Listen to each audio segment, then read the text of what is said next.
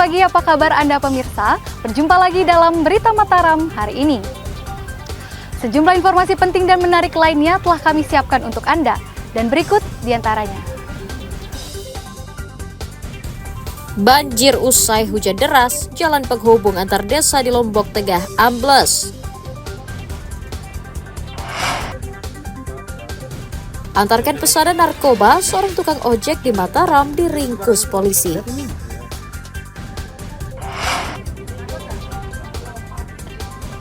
Pada episode kali ini, kami mengajak Anda menikmati lezatnya ayam bakar khas Lombok berada di kawasan Mandalika.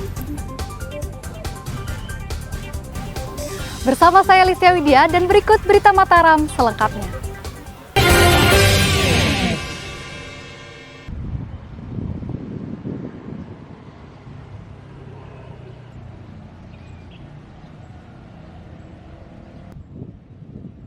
Banjir akibat hujan deras yang mengguyur menyebabkan ruas jalan penghubung antar desa Loang Maka dengan desa Sabah, Kecamatan Janda Pria, Kabupaten Lombok Tengah ambles pada Minggu akhir pekan lalu.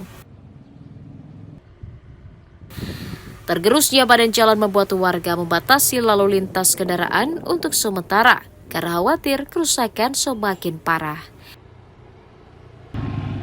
Jalan boleh dilewati oleh sepeda motor saja, sementara bagi kendaraan roda 4 harus mencari jalan lain yang jaraknya lebih jauh hingga belasan kilometer.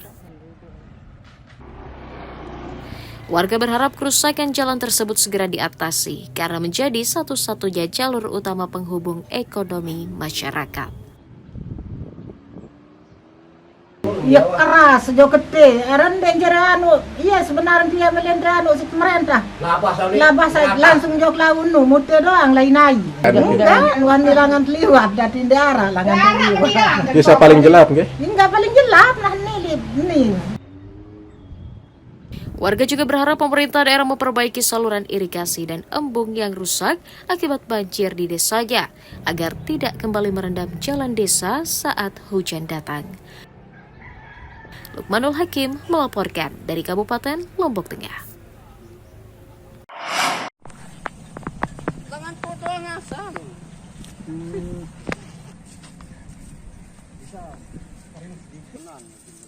Hujan deras dan luapan banjir di Kabupaten Lombok Barat selama sepekan membuat hektaran lahan pertanian terancam gagal tanam. Di Desa Sekotong Tengah, Kecamatan Sekotong misalnya, pihak desa mencatat sebanyak 7 hektar lahan pertanian tidak bisa ditanami karena tergenang banjir.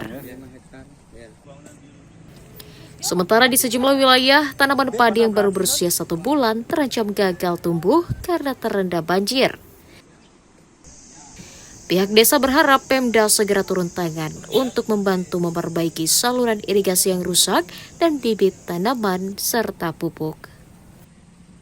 Tanah yang terdampak banjir sekarang ini mencapai 7 hektaran untuk lahan pertanian masyarakat kami yang ada di bawah yang 12 dusun yang kami miliki. Tidak hanya rumah warga yang terendam, namun lahan pertanian di desa kami juga ikut terendam dan dampak dari petani di sini sangat-sangat memperhatikan. Tentunya kami dari pemerintah desa sangat berharap sekali dari dukungan dari Pemda untuk bagaimana mengatasi lahan yang ada di desa kami, terutama di lahan pertanian. Merespon hal itu, Pemda berjanji akan turun ke lapangan untuk mengecek kerusakan dan kebutuhan petani. Yang terdampak banjir, hasil pantauan kita pada pagi hari ini ada sekitar 7 hektar, yaitu 5 hektar di sini Telaga Lebur. Di sini alhamdulillah karena di Beriuk Kemos, di kelompok tani Beriuk Kemos, alhamdulillah tanaman padinya sudah aman. Tadi kami juga sedang melakukan pendataan bersama Kabid PSP, Kabid Perkebunan. Nah itu kita lihat ternyata di sana kayaknya perlu kita koordinasi dengan BWS terkait untuk bronjongnya yang arah sini. Karena bronjong yang tinggi sebelah sana, yang sini bronjongnya terlalu rendah. Jadi air melimpah ke sini. Untuk mengantisipasi kerugian, Pemda minta petani mengikuti asuransi pertanian dan bijak mengatur pola tanam agar terhindar dari gagal panen. Hairul Amri melaporkan dari Kabupaten Lombok Barat.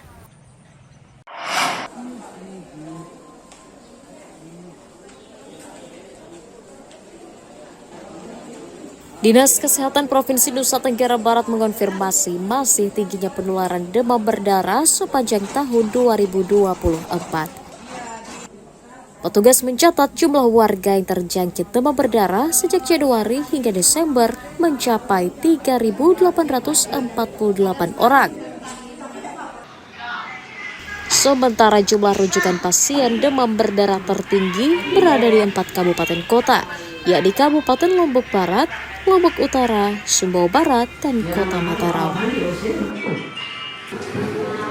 Dinas juga mendata kasus kematian akibat demam berdarah sebanyak 7 kasus, menurun dari tahun sebelumnya yang mencapai 25 kasus. Yang kita waspadai sekarang kan melonjaknya kasus DBD. DBD itu biasanya malah terjadi pada akhir tahun dan awal tahun ini ya. Kadang kalau terjadi perubahan cuaca seperti ini, misalnya hujan, itu kemudian ada liburnya hujan itu, nah itu ada potensi tumbuhnya jentik-jentik gitu ya, jentik-jentik nyamuk itunya. Nah ini yang harus diberantas. Paling manjur itu sebenarnya PSN. Jadi menghindari jentik itu berkembang biak. Karena memang kebanyakan kasus-kasus yang meninggal itu karena DSS, dengue shock syndrome. Untuk mengurangi penularan demam berdarah, Pemda berjanji akan meningkatkan langkah pengasapan dan mengintensifkan program berantas nyamuk dengan menerjunkan petugas pemantau jentik di seluruh kabupaten kota. Dari Kota Mataram, Eni Kusuma melaporkan.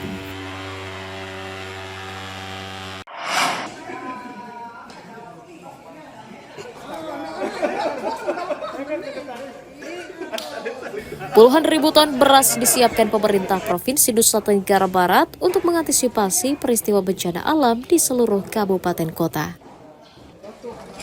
Sebanyak 27.000 ton beras disiapkan untuk stok 3 bulan mendatang yang akan disalurkan secara prioritas kepada para korban bencana.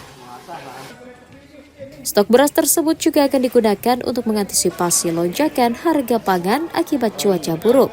Meski menyiapkan stok pangan yang cukup banyak, namun Pemda mengajak pemerintah kabupaten kota menyiapkan cadangan beras yang lain untuk persiapan meluasnya wilayah terdampak bencana.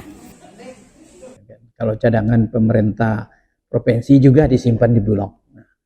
Cadangan pemerintah daerah kabupaten kota ya ada juga di Bulog, ada juga di para pelaku usaha pangan.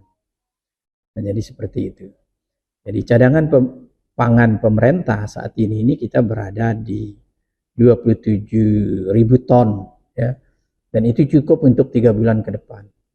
Kemudian cadangan pangan pemerintah daerah ada 288 ton. Dan khusus provinsi itu ada 103 ton ya, 103 ton kita punya. Pemda mengimbau warga tidak panik kekurangan bahan pangan karena pemerintah daerah akan memantau ketercukupan pangan di seluruh daerah selama musim cuaca buruk yang diprediksi hingga bulan Maret mendatang. Hairul Amri melaporkan dari Kabupaten Lombok Barat.